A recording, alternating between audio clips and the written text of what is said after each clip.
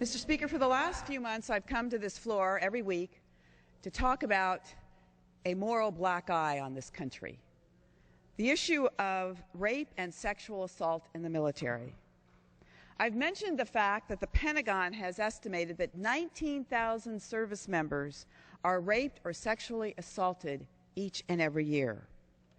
The victims typically are blamed, and the assailants are promoted.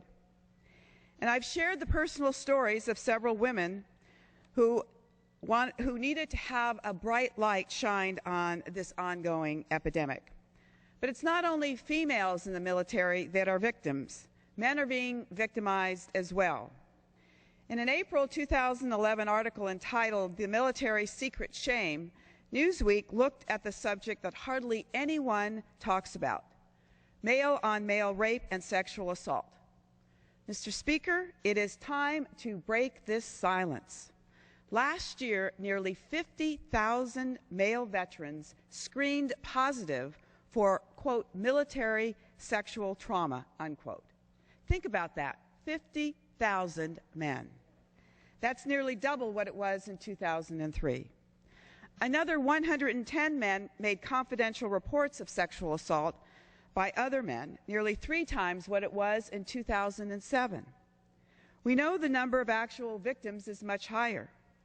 The latest Department of Defense report showed that only 13% of those who are raped in the military actually report them.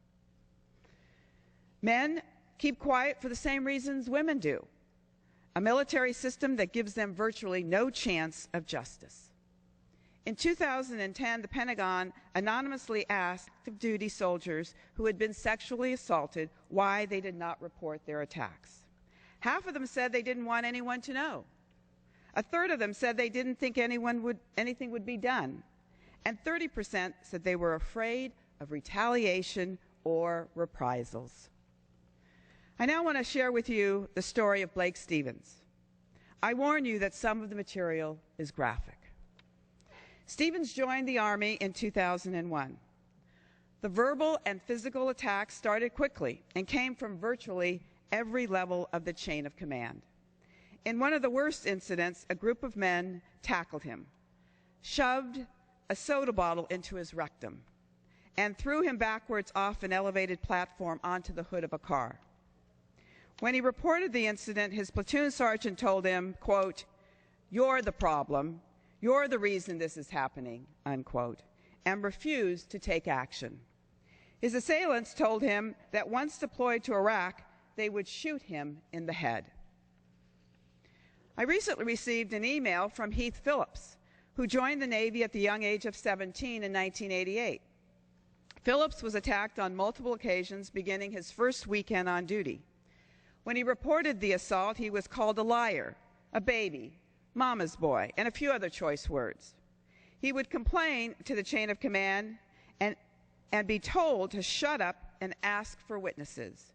In one particularly horrific incident, a group of men attacked Phillips in the shower and sodomized him with a toilet brush handle. They laughed and joked about it the whole time. After he went to the infirmary, bleeding and in pain, he was told he was fine and to take the day off. Phillips eventually went AWOL to protect himself, and he still suffers to this day. Mr. Speaker, this is a moral black eye on the military, it's a moral black eye on this Congress, and it's a moral black eye on this nation. It is time to stop talking and to take action. I yield back.